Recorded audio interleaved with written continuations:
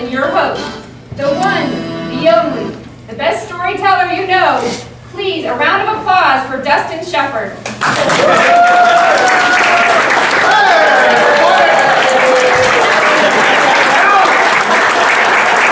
How y'all doing?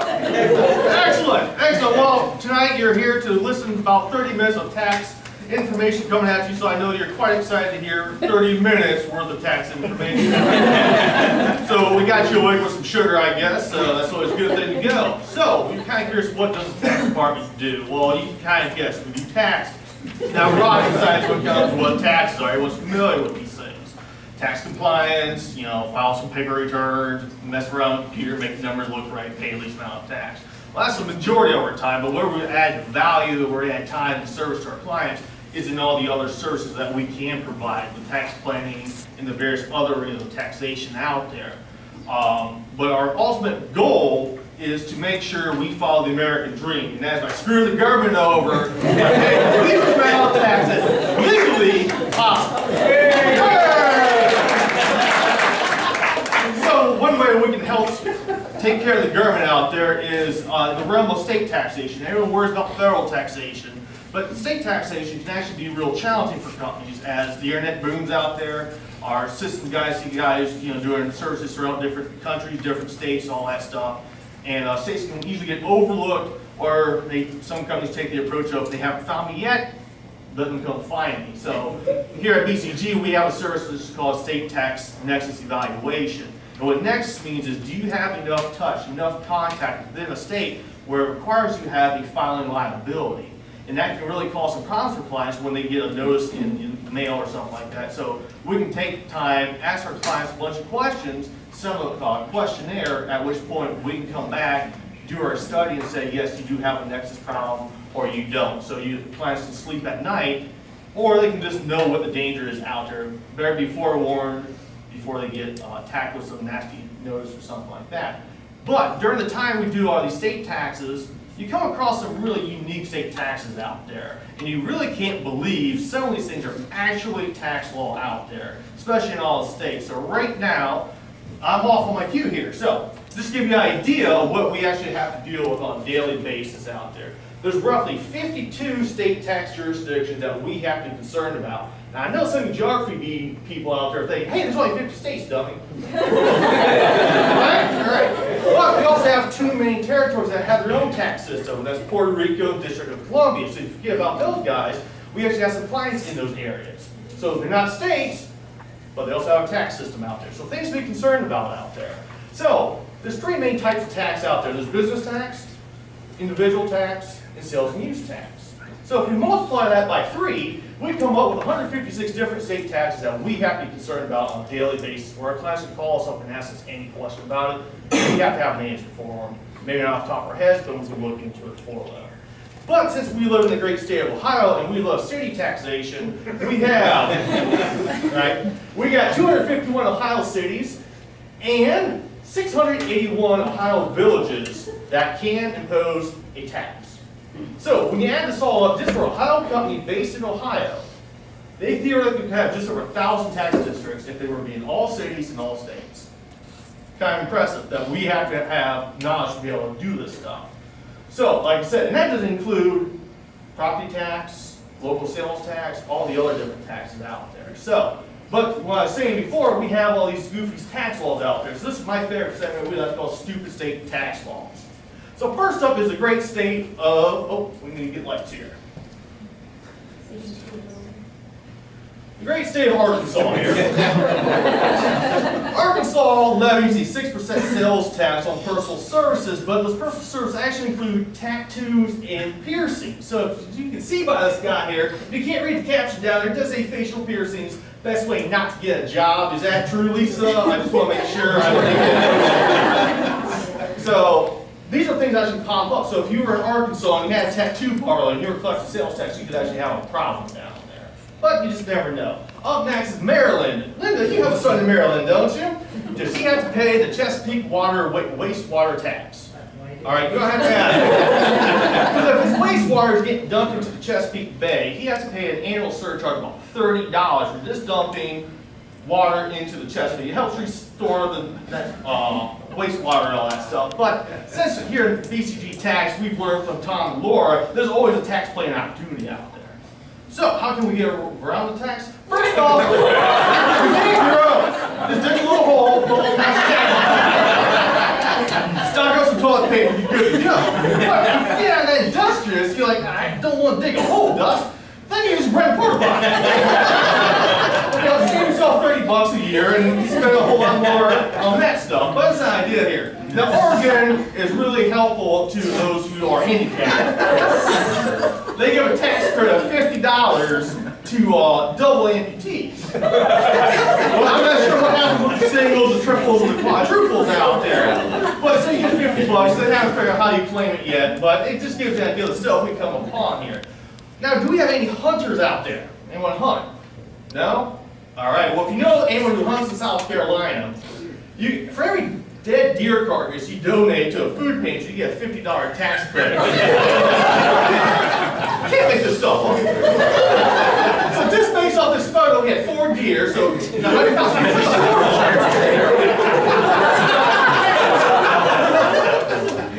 can't do the basic math. You need to put your number 4, and you got also answer all these questions. You got to put the number 4 in here, multiply it, it's quite complex, and you attach it to the tax credit. So this guy would get about $200 worth of tax credit. Now this is the last one, this is the most unbelievable one I've ever seen.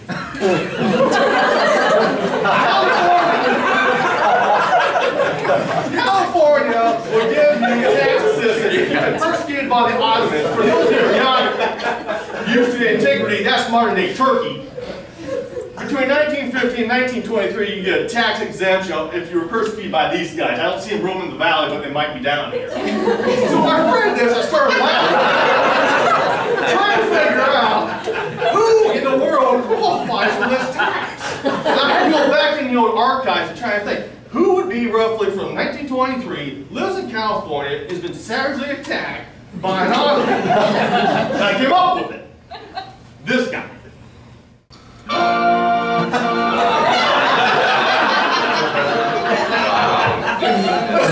Look, watch.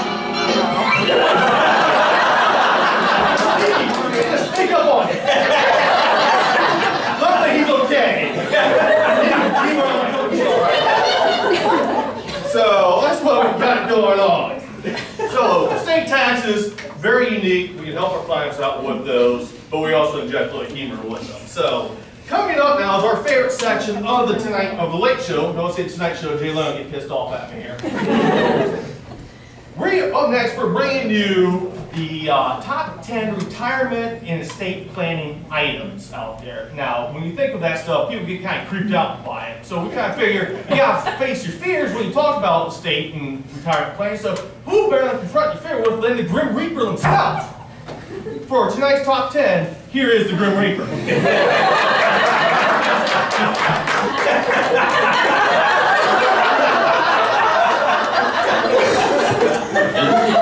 Very scary.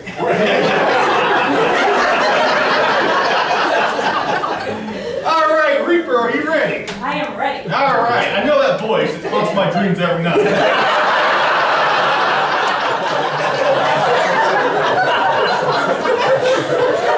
Don't worry, I brought plenty of boxes to move my office later today. All right, number 10. Number 10. Ben Franklin said, "Nothing is certain except death and taxes." We can't do anything about the taxes, but we can minimize the... I'm sorry, we can't do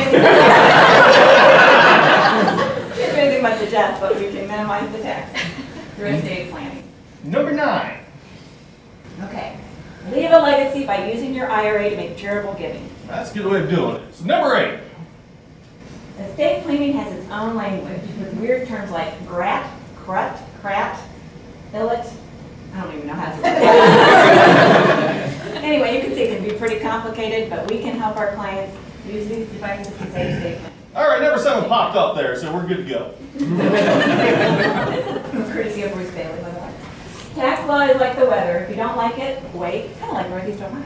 It will change for the better or worse. Usually worse as it gets more complicated. We've had a new law every year since '86. Number 6. You deserve a retirement plan today. 401k plan, cash balance plan, 8-week balance plan, IRA, what's your pleasure? Number 5. This year, 2012, is the year to decide if you should pull the plug on your to take advantage of expiring tax provisions. The estate and gift tax exemption, whoops, just disappeared, which is of $5 million, expires at the end of this year. Good time to talk to clients about making gifts. Number 4. Have you funded your IRA today? Roth IRA, traditional IRA, non-deductible IRA, SEP IRA, simple IRA. Number 3. With estate planning, you get to witness the family dynamics. Who gets the Porsche and who gets the crystal? Number 2. A 5th grade math teacher after classes question. A wealthy man dies and leaves $10 million. 1/5 to his wife, 1/5 to his son, 1/6 to his butler, and the rest to charity. What does each get? With complete sincerity in his voice, little Mikey said, "A lawyer." But the teacher did forget the tax man who could take up to 50% without proper planning. And drum roll please for the number 1 tax tip for retirement and estate planning.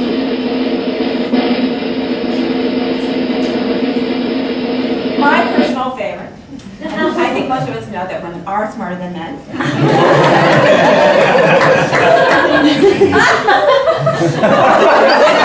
Jenny really knows that. So why are women better than men in estate planning? They can marry or inherit. Thanks, Laura. We all knew you had a second-hand crib and we weren't sure if it was a Reaper or not. Okay, that's just it, Dustin. You're fired. I'm the Grim Reaper. All right, it's time to pack up, I guess, but we still got a show to continue, so we'll move on. And we're up for our first guest, is that correct? My notes have got shuffled. Yes. So, this man needs no introduction, his name is on the building.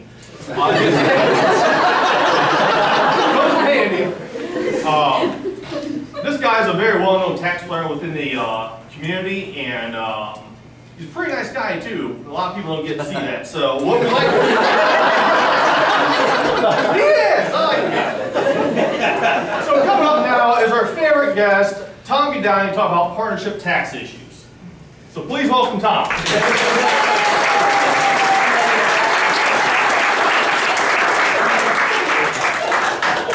Have a seat. So Tom, with all that tax knowledge and the nice suits and all that stuff, does that help you pick up chicks at the bar? Does it come in handy?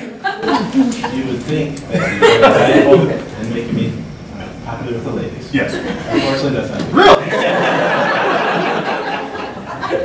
Well, we'll just move on from that. I was a little disappointed. I was hoping to use some tax knowledge tonight.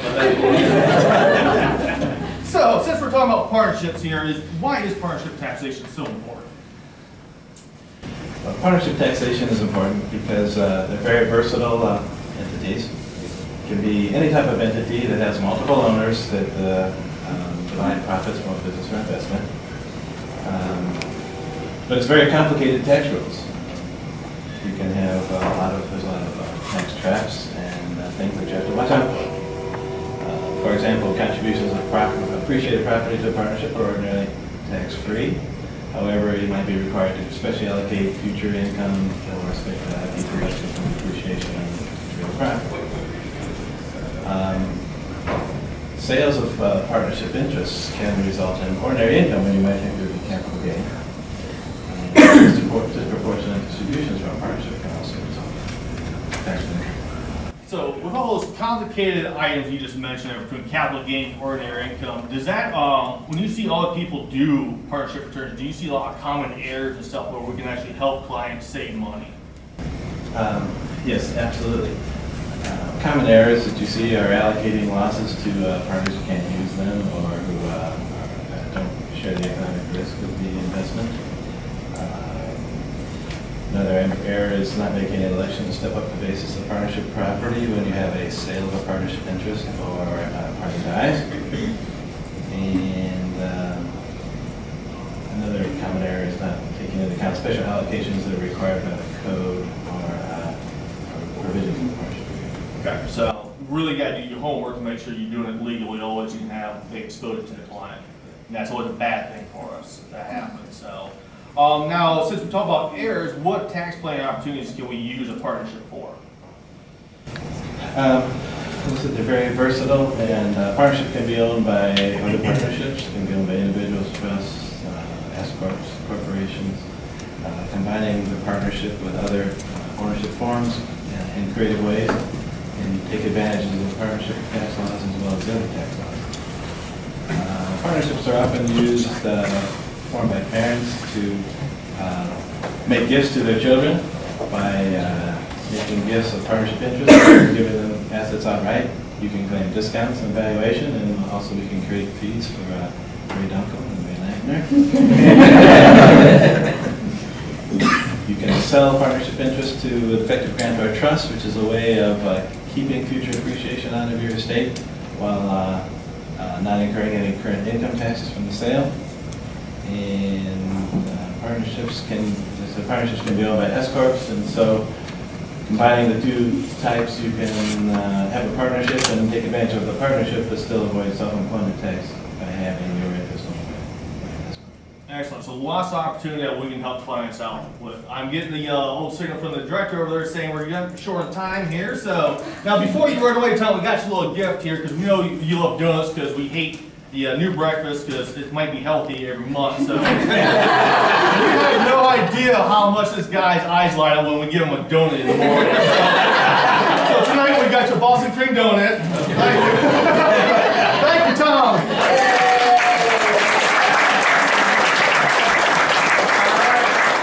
Country commercial.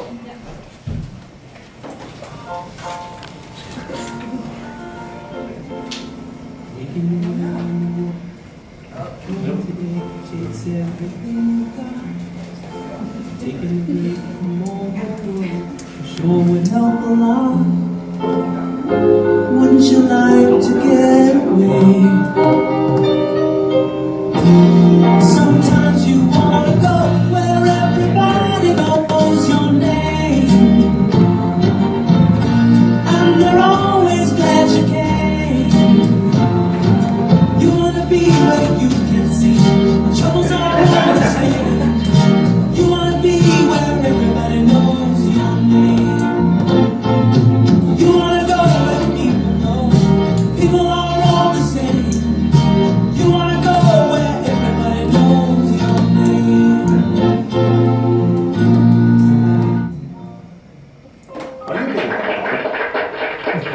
Welcome back. Nice to stay tuned. Up now, we have our international correspondent here. Unfortunately, Jim Keiser blew her cover last time and revealed her actual true identity in her hometown. So she had to get a new job because she couldn't hide out anymore. So now on various locations traveling the world, there's our one and only Agent Honeyfrost. So she's live remote. 1, 2, 3.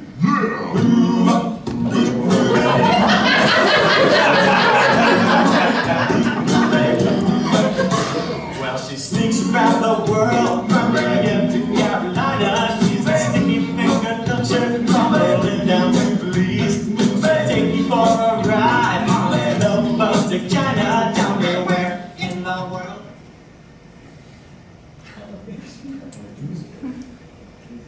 One of the easiest ways for... You're rushing me. What is one of the easiest ways for clients? Sorry, I say I wrote you got bad satellite feed I couldn't. Agent Honeyfrost, what is one of the easiest ways for our clients who are already exporting to save some tax? Clients who are already exporting to save tax is to set up an IC disc. Generally, if they have more than $2 million in export sales, the cost of setting up an IC disc makes sense. Under the current tax rates, the IC disc, the client can realize a 20% tax savings. Now, while you're moving there, what is the biggest issue that companies deal with when looking to work internationally? There's I'm sure a lot of complications out there. The biggest issue for companies that work internationally is how to structure the activity to minimize or avoid taxes in other countries. Areas that we help them work through are what are the pros and cons of each entity type. Should they be a foreign branch, a U.S. subsidiary, a foreign partnership? We help make that decision with them. All right, so now can related parties use this, and would that cause any sorts of issues when dealing with international tax? Oh, you're still traveling. Related party activity is another area that clients use. We recently helped a U.S. client who had a related party in the UK that wanted to start selling their product in the U.S. We were able to help them structure the activity so the UK company would not be subject to U.S. tax. Man, you travel a lot, don't you? All right. Tax treaties. So, what role do tax treaties play in the international arena? Play a big role in international tax planning. The U.S. has treaties with over 50 other countries, and they are all different. What causes a company to be subject to tax in Mexico may not be the same for Russia. Before a client starts doing business in another country, the tax treaty needs to be understood. All right, now what can be done with foreign taxes paid by a company? Foreign tax credits offer another tax planning opportunity. Companies have the option of taking a deduction for foreign taxes paid or taking a tax credit. And what areas do the IRS usually scrutinize when dealing with international tax? Transfer pricing is an area that the IRS would usually scrutinize. Transfer pricing deals with the pricing of goods between associated businesses. The key issue is making sure the profits are taxable in the proper country, which isn't always the country with the lowest tax rate. All right, Agent Honey Frost, thanks for your time, safe travels, and we'll see you back soon in the office. So, Agent Honey Frost. Now, for our second live guest tonight, here to discuss the research and development tax credits that are available to taxpayers is a man we like to call in the tax department Mr. Wizard. Up now is Mr. Dow Wolf.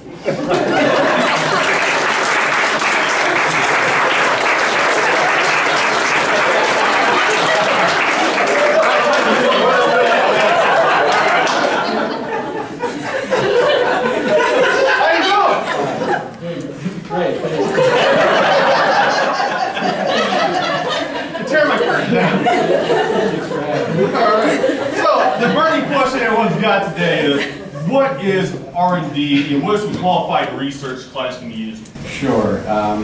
Research and development, I think everybody has a general idea of what that means, but in terms of the IRS definition, R&D has to meet 4 specific requirements.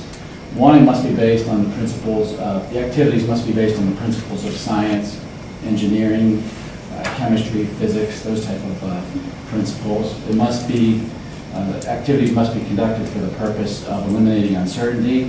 It must consist of a process of experimentation, and it must satisfy a permitted purpose under the IRS, which generally is anything relating to a new or improved business process, or a product, or a technique, or a formula or invention, typically will qualify as a permitted purpose. So basically any type of new idea, new process that a client can come up with might qualify. So with that, do you have some examples that qualify as R&D or what is out there?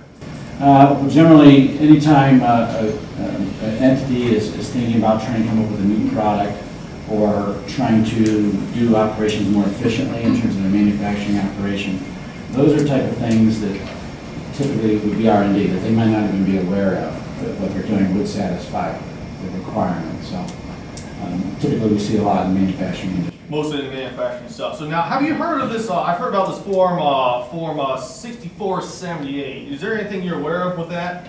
Well, that actually is not a credit for R&D, but that's a credit for alcohol consumption. Glad you said that. It's time for a drink because this stuff's boring. But I think you need a drink for this stuff. There you go. More. There you go. It's good for you. Put hair in your chest.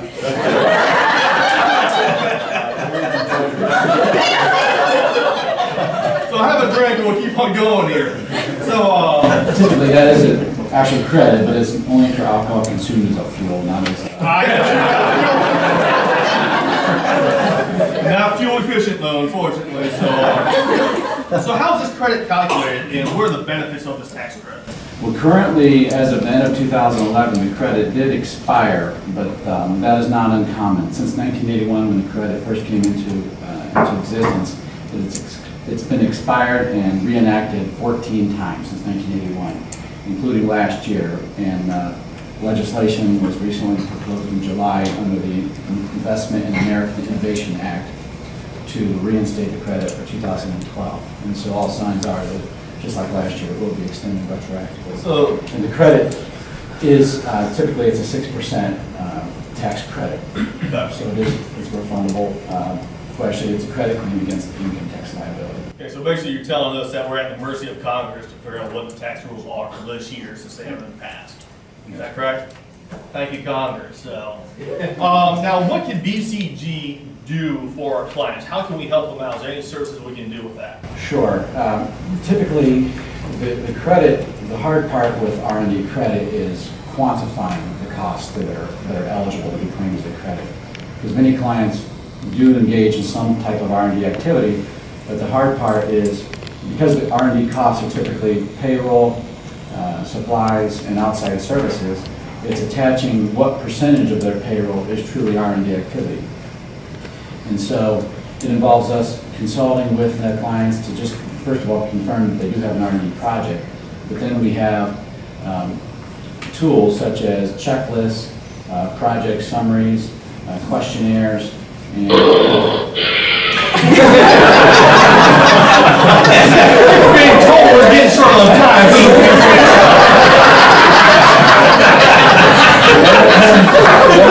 surveys, which we work with clients and production people to put it all together to establish what the true R&D costs are for actually calculating credit. I might keep this out.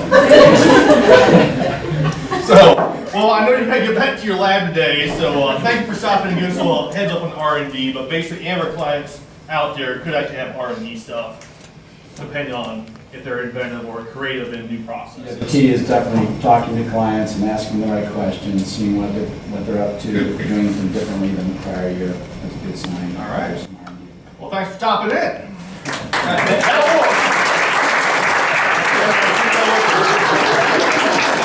So I think we're up for another commercial break, is that correct? Are you being audited? Do you have several years of unfiled tax returns? Is the IRS sending you threatening letters or coming to your home or place of business? Hello, I'm Patrick Cox, founder of TaxMasters. At TaxMasters, we help solve your tax problems. Listen, don't take on the IRS by yourself. Our former IRS agents and tax professionals have helped many good people just like you. Don't wait any longer. Call right now to get started today. TaxMasters, we solve your tax problems. The stupid fat bastard, he screwed me over and now I'm stuck in here.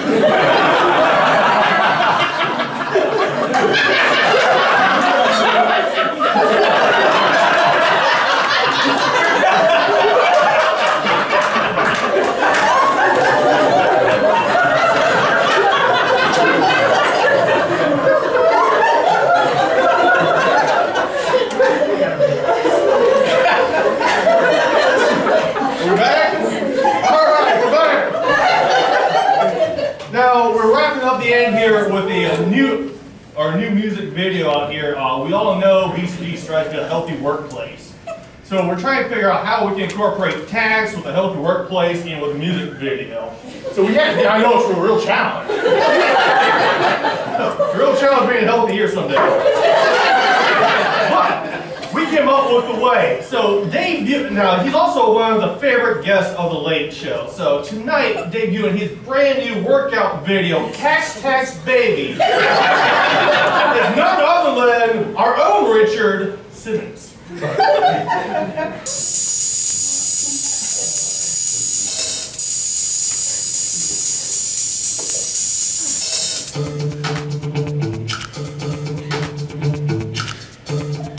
Yo, BCG, let's take it.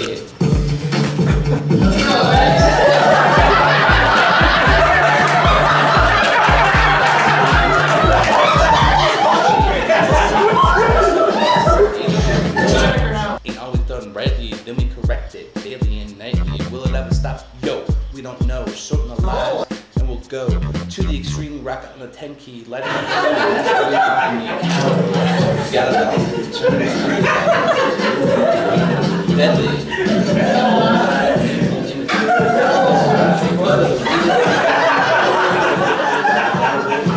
If there was a problem, yo, we'll solve it. Just like the book.